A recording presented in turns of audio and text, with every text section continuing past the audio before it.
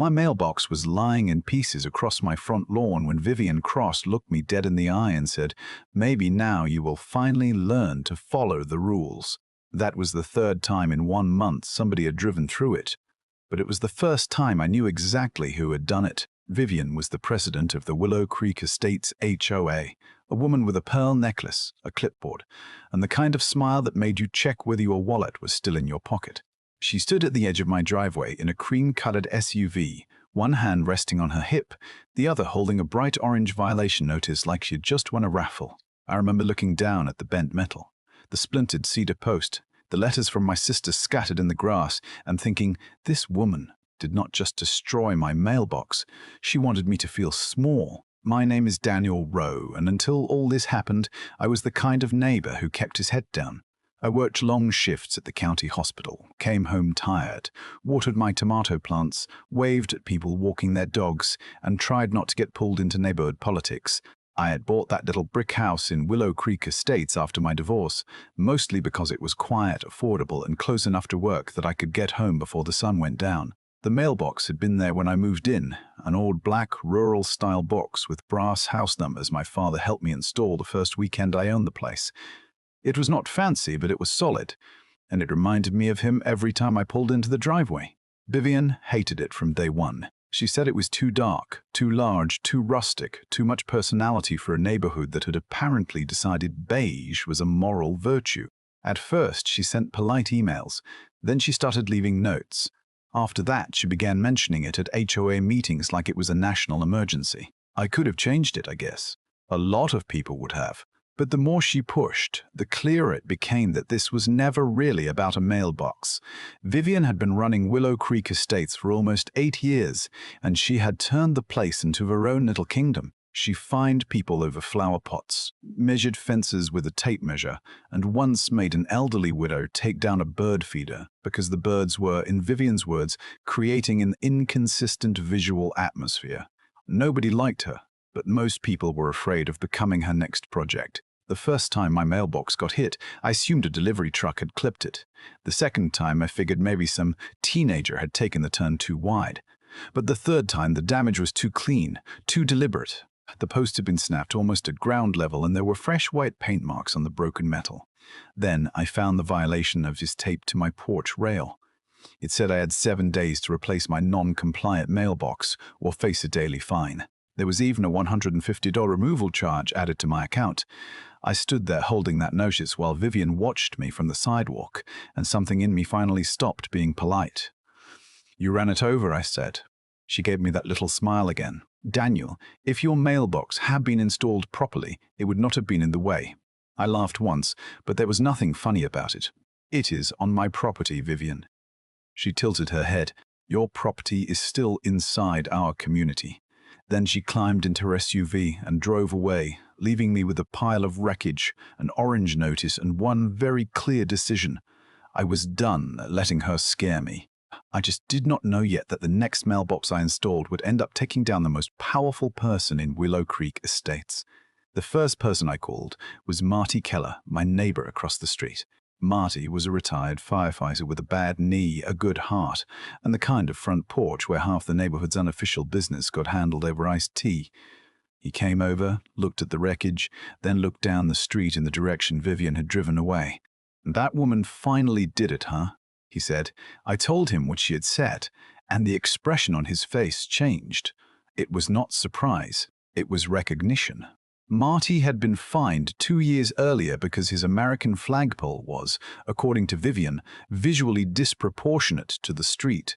Mrs. Reflin, Dorsey down the block, had been ordered to remove a ceramic rabbit from her flower bed. The Alvarez family got notices every summer because their boys left a basketball hoop near the curb. Everybody had a Vivian story. Nobody had ever put them together before. Marty leaned down, picked up one of my crushed envelopes and said, "You know what her problem is, Dan. She has spent so long making people nervous, she thinks nervous means obedient." That line stayed with me. That night, I sat at my kitchen table with my HOA binder open beside a cold cup of coffee, reading every miserable page, like I was studying for an exam I never wanted to take. Around midnight, I found it. Buried in a section called Enforcement Procedures was a sentence Vivian had clearly hoped nobody would ever read. Before any fine, removal, or enforcement action, the homeowner had to receive written notice and be given 14 days to correct the issue. Not an email, not a verbal warning, not a note taped to the porch after somebody had already smashed the property in question. 14 days. I'd received nothing until after my mailbox was gone. The more I read, the more irritated I got. But underneath the irritation, something else started showing up. Calm. Not peace exactly, but direction. Vivian had always counted on people getting angry, saying something they regretted, then backing down when she waved a rule book in their face. I was not going to give her that. The next morning, I drove to the post office with pictures of the damaged mailbox, the violation notice, and the white paint scraped onto the broken post. The clerk did not promise me a courtroom drama or a team of federal agents kicking down Vivian's front door, but she did tell me to document every incident and submit a formal complaint if I believed someone was deliberately interfering with mail delivery. That was enough for me. I went home and started building a file. Photos, dates, screenshots of the HOA notices, a written statement from Marty. Then something unexpected happened. Mrs. Dorsey knocked on my door holding her phone. She had a video from a week before, not a perfect one, but clear enough to show Vivian's SUV slowing down near my curb and backing toward my mailbox. The actual impact was blocked by a hedge, but the timing was there, the vehicle was there, and there was nobody else on the street. I did not think it was my business, she said, standing in my doorway with both hands wrapped around her purse. But I have been thinking about it all week, and I do not think I want to keep pretending anymore. That was the beginning. By the end of the next 2 days, 3 more neighbors had come forward. One had seen Vivian inspecting my mailbox with a tape measure a few days before it was destroyed. Another remembered hearing her complain at a board meeting that I was making the community look too individual. Even a teenager named Caleb, who rode his bike around the neighborhood, had a short clip from his helmet camera showing Vivian's SUV parked near my house on the afternoon of the third hit. It was not a smoking gun by itself, but together it was a pattern, and patterns are dangerous things when somebody has spent years getting away with being cruel, one small incident at a time. I named the folder Mailbox Project, mostly because I did not want to call it what it really was, a case against the president of my HOA.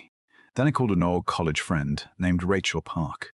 Rachel was a property attorney in the city, and she had the patience of a saint until somebody tried to bully her with paperwork. I emailed her the covenant, the notices, and the photos. She called me back less than an hour later. Daniel, she said, they may have authority to regulate certain appearances, but they do not get to invent powers they do not have. And they absolutely do not get to destroy your property because they do not like it. I asked her the question that had been rattling around in my head since Vivian first started targeting me. So what do I do now? Rachel was quiet for a second. Then she said, make sure your next mailbox follows every written rule they have, every color, every measurement, every setback. Give them nothing to argue with. That is when the idea hit me. Vivian wanted a forest green mailbox with brass numbers. Fine. I would give her forest green and brass numbers. I just would not give her anything she could run over. I found a heavy-duty steel mailbox online, built like it belonged outside a courthouse instead of a suburban ranch house. It was the same size as a standard rural mailbox, but the body was reinforced steel, and the post could be anchored in concrete. When I called the company, the man on the phone said, "Sir, you could hit this thing with a pickup truck and regret it." I bought it before he finished the sentence. Marty knew a guy named Louis who did concrete work, and Louis showed up Friday morning with 2 workers, rebar, shovels, and the kind of grin people get when they know they are about to help with something just petty enough to be beautiful. We dug a hole 3 feet deep, set the steel post, packed it with concrete, and mounted that green mailbox on top like we were installing a monument. By noon, half the block had wandered outside. Mrs. Dorsey brought lemonade. Caleb had his phone out. The Alvarez boys kept asking if it was bulletproof. I told them I was hoping it was Vivian-proof, which got a bigger laugh than I expected. When we finished, the box stood there at the curb, clean and polished, forest green, brass numbers shining in the sun, perfectly compliant and completely immovable. I installed a small camera in the oak tree near my driveway that evening, not because I wanted trouble, but because I knew Vivian too well by then. She did not see rules as boundaries. She saw them as weapons, And people who use weapons do not stop just because one of them does not work. The next morning, just after 9, her SUV rolled slowly down my street. She parked in front of my house, stepped out with her clipboard and measuring tape, and walked toward the new mailbox with that same little smile. She measured the height. She checked the distance from the curb. She pressed both hands against the side and shoved. Nothing happened. Her face changed just a little. Then she leaned harder. Still nothing. I watched from behind the blinds, trying not to smile, while the camera caught every second. But the real surprise came that evening, when Vivian returned with 2 maintenance workers, her husband trailing behind her, and a long pipe wrench hanging from his hand. Vivian returned with 2 maintenance workers, her husband trailing behind her, and a long pipe wrench hanging from his hand. For a second, I just stood on my porch looking at them, and I honestly could not decide whether I was angry or impressed by the nerve of it. Vivian walked up the driveway like she had been invited, heels clicking on the concrete, clipboard tucked under her arm. "Daniel," she said, "your mailbox has been reviewed and found to be inconsistent with the intended character of Willow Creek Estates." I looked at the mailbox, then back at her. "It is green, it has brass numbers, it is the exact height required, and it sits the exact distance from the curb required. Which part is inconsistent?" She gave me that practiced little smile, but it was thinner now. "It is excessive. So is bringing a pipe wrench to a mailbox inspection," I said. One of the maintenance guys looked down at the ground. Her husband shifted the wrench behind his leg like a kid caught carrying fireworks into school. By then, neighbors had started gathering at the edges of their lawns. Marty was in his folding chair across the street, holding a soda and pretending this was just another quiet Friday evening. Mrs. Dorsey had her phone raised. Caleb was filming from his bike. Vivian saw all of them, and for the first time, I could tell she was not entirely comfortable. I pulled a copy of the HOA rules from my back pocket and held it out toward her. "Show me where it says a mailbox cannot be reinforced." She did not take the paper. Instead, she motioned toward the workers. "Remove it." Neither man moved. The older one cleared his throat. Mrs. motioned. "Cross. It meets the written standards." Vivian stared at him. I said, "Remove it." He looked at the mailbox, then at the pipe wrench, then at the phones pointed in his direction. "Mom, I do not think that is a good idea." That was the moment the whole thing changed. Not because anybody shouted, not because I won some dramatic argument, but because everyone standing there saw the truth at the same time. Vivian had no rule. She had no authority for what she was trying to do. She only had intimidation, and intimidation stops working the second people stop acting afraid of it. I pointed toward the oak tree. "There is a camera recording this entire driveway," I said. "If anyone touches that mailbox, I will submit every second of video along with the reports from the last 3 incidents." Her husband slowly lowered the pipe wrench. Vivian looked at him like she could not believe he was not willing to destroy somebody else's property for her. Then she turned back to me, her face red and tight. "This is harassment." I almost laughed. "No, Vivian, this is what accountability feels like when you are not used to it." She spun around and walked back to her SUV without another word. The maintenance workers followed. Her husband came last, still carrying the wrench, looking like a man who had suddenly realized he had married a thunderstorm. 3 nights later, the HOA meeting was packed. Usually there were maybe 12 people in that little community room, mostly folks arguing about mulch and holiday lights. That night there were chairs against the walls, people standing by the coffee table, neighbors from streets I had never even walked down. I brought my folder. Marty came with me. Mrs. Dorsey brought her video. Caleb brought his bike camera footage. Vivian sat at the front table with her gavel, trying very hard to look like she still owned the room. When public comment opened, I stood up and walked to the microphone. My hands were shaking, but my voice was steady. I told them about the 3 destroyed mailboxes, the notices that came after the damage, the missing cure period, the videos, the witnesses, and the fines. Then I started reading the stories people had shared with me.